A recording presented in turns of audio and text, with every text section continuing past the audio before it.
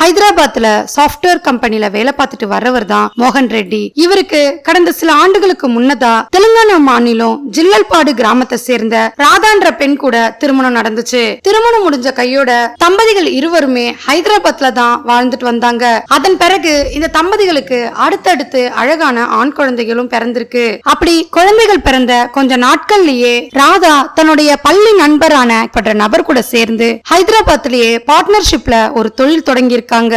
அந்த தொழிலுக்காக ராதா கிட்டத்தட்ட 80 லட்சம் வரைக்கும் முதலீடு செஞ்சதா சொல்லப்படுது. பெரிய அளவுல பணத்தொகையை போட்டு தொழில் தொடங்குறதுக்கான முதல் முக்கிய காரணமே ராதாவுடைய பள்ளி பருவத்துல இருந்தே காசிரெட்டி ராதாவுக்கு நல்ல பரிச்சயமான நபர்ன்றதாலேயே அவர் மேல நம்பிக்கையின் பேர்ல தான் இந்த பணத்தை முதலீடு செஞ்சிருக்காங்க. இந்த பணத்தை முதலீடு செய்யும் போது கூட தன்னோட கணவருடைய அனுமதியை வாங்கிக்கிட்டு தான் 80 லட்சம் ரூபாய் இந்த தொழிலுக்கு முதலீடா போட்டிருக்காங்க. அப்படி தொழில் தொடங்கின ஆரம்ப கட்டத்துல நல்லாவே போயிட்டு இருந்த அவங்களுடைய தொழில் அதன் பிறகு நாளுக்கு நாள் நஷ்டம் ஏற்பட ஆரம்பிச்சது. இதுக்கான காரணம் தொழில் ரீதியான போட்டிகளா இருக்கும்னு சொல்லப்படுது. ராதாவும் காசிரெட்டியும் நடத்தி வர்ற தொழில் முன்னேறதுக்காக பல இடங்கள்ல வட்டிக்கும் பேங்க் லோனையும் எடுத்து தங்களுடைய தொழில்ல முதலீடா போட்டிருந்திருக்காங்க.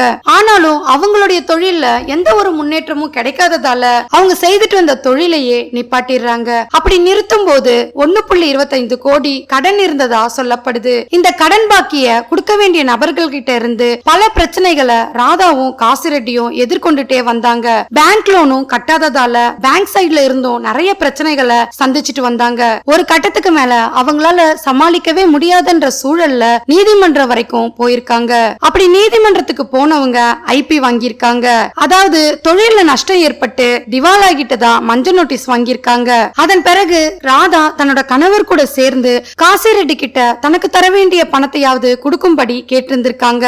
ஒவ்வொரு முறையும் காசிரெட்டி கிட்ட போய் பணம் கேட்கும் போதெல்லாம் பல காரணங்களை அடுக்கடுக்கா சொல்லி ராதா கிட்ட ஏதாவது ஒரு காரணத்தை சொல்லி வீட்டுக்கு அனுப்பிடுவாரு. இப்படியே சில மாதங்களா ராதா காசிரெட்டி வீட்டுக்கும் அவங்க வீட்டுக்குமே அலைஞ்சிருக்காங்க. இந்த சூழல்ல தான் மே 17, 2023 அன்னைக்கு ராதா விபத்துல இறந்து போனதா அவருடைய கணவருக்கும் பெற்றோர்களுக்கும் தகவல் கிடைக்குது. அன்னைக்கு ராதாவுக்கு என்ன நடந்திருக்கும்ன்றத பத்தி இன்னைக்கு கொஞ்சம் டீடைலா பாத்துடலாம். Welcome to truly fact Tamil. நான் உங்கள் பிரியா. இந்த தகவல் கிடைச்சதுமே ராதாவுடைய கணவரும் உறவினரும் பதறி போய் சம்பவம் நடந்த இடத்துக்கு வந்து ராதாவோட சடலத்தை பார்த்து கதறி அழறாங்க. இந்த தகவலை கொடுத்த போலீஸ்க்கு இது விபத்தா இல்ல கொலை செய்யப்பட்டிருக்காங்களான்ற கோணத்துல விசாரணைய ஆரம்பிச்சாங்க. இறந்து போன ராதாவோட சடலத்தை மீட்டு அட்டாப்சிக்கு அனுப்பிட்டு அவங்களுடைய வழக்கமான விசாரணைய தொடங்கினாங்க.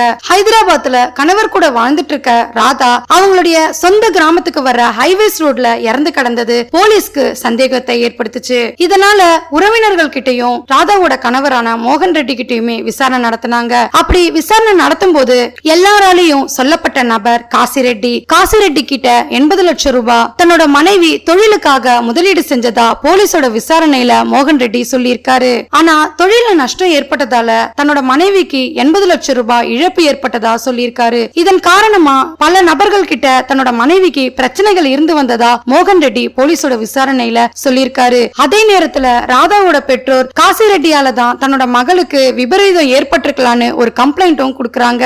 இந்த சூழல்ல தான் போலீஸ் தனிப்படைகளை அமைச்சு காசிரெட்டிய தேடிட்டு வந்தாங்க.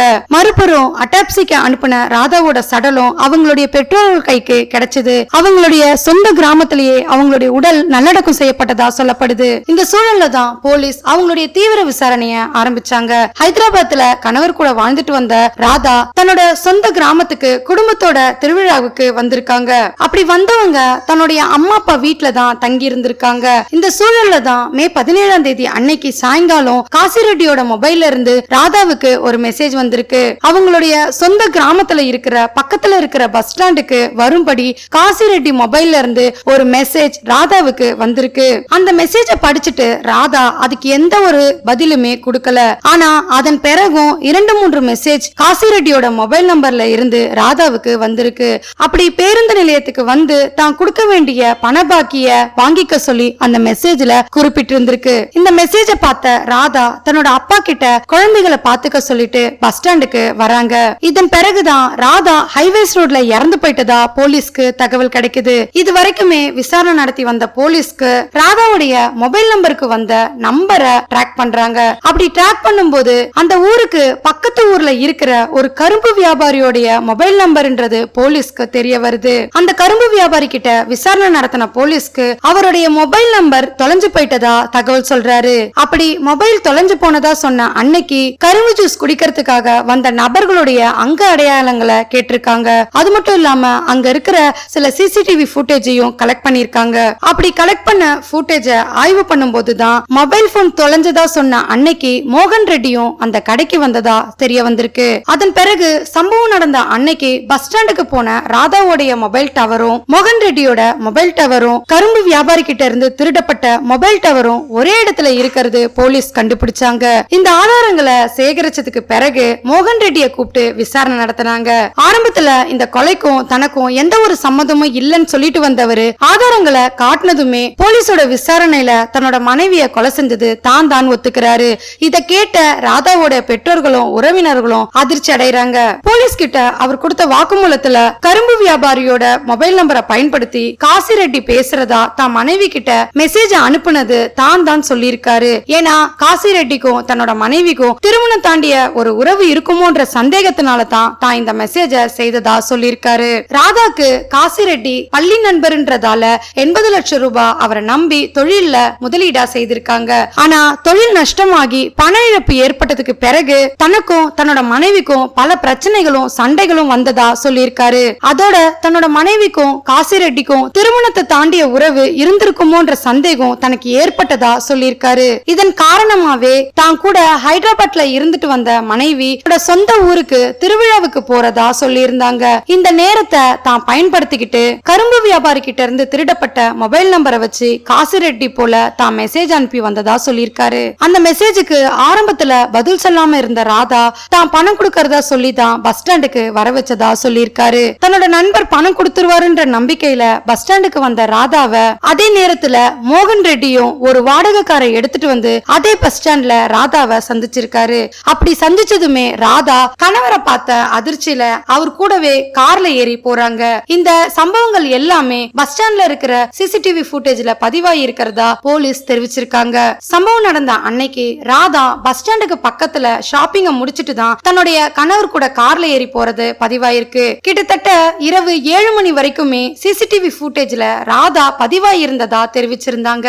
கார்ல தன்னோட மனைவியை கூட்டிட்டு போன மோகன் ரெட்டி ஒரு பாழடைஞ்ச கல்லூரி வளாகத்துக்கு கூட்டிட்டு போயிருக்காரு. அங்க போனதுமே இரவு 9-10 மணி வரைக்கும் மோகன் ரெட்டிக்கும் ராதாவுக்கும் இடையில பிரச்சனைகள் ஏற்பட்டிருக்கு. தம்பதிகளுக்கு இடையில பிரச்சனைகளும் வாக்குவாதங்களும் நடந்துட்டு இருக்கும் போதே ராதாவுடைய அப்பா தொடர்ந்து கால் பண்ணிட்டே இருந்திருக்காரு ராதாக்கு. கணவர் கூட பிரச்சனைகள்ல இருந்த ராதா அவங்களுடைய அப்பாவோட போன் கால தவிர்த்துட்டதா சொல்லப்படுது. இந்த சூழல்ல தான் மோகன் ரெட்டி தன்னோட மனைவிய கூர்மையான ஆயுதத்தை பயன்படுத்தி கொலை செய்யறாரு. ராதா இறந்து போயிட்டாங்கன்றத உறுதிப்படுத்திக்கிட்ட அவரு அதே கார்ல கொண்டு போய் ஹைவேஸ் ரோட்ல அவங்களுடைய சடலத்தை தூக்கி எறிகிறாரு. ஏன்னா ராதா கொலை செய்யப்பட்டது யாருக்கும் தெரியாம இது ஒரு விபத்து போல இருக்கணும்னு நினைச்சிருக்காரு. அதே வேளையில காசி ரெட்டி மேல இந்த பழிய சுமத்தணும்னு நினைச்சிருக்காரு. இதெல்லாம் ஒரு புறம் இருந்தாலும் மோகன் ரெட்டி தன்னோட மனைவி பேர்ல 1.25 கோடி இன்சூரன்ஸ் பணம் செலுத்தி இருக்கிறதா தெரிய வந்திருக்கு. ஒருவேளை இந்த பணத்துக்காக ராதா கொலை செய்யப்பட்டிருக்கலாமோன்ற கோணத்திலையும் விசாரணை நடத்திட்டு வந்தாங்க. அவங்க நினைச்சது போலவே மோகன் ரெட்டி தன்னோட மனைவி மேல இருந்த சந்தேகத்தினாலையும் இன்சூரன்ஸ் பணத்துக்காகவுமே தன்னோட மனைவியை கொலை செஞ்சதா போலீஸோட வாக்குமூலத்துல சொல்லியிருக்காரு. ராதாவோட அட்டாப்சி ரிப்போர்ட்ல ராதா பல போராட்டங்களுக்கு பிறகுதான் இறந்து போனதா சொல்லியிருக்காங்க.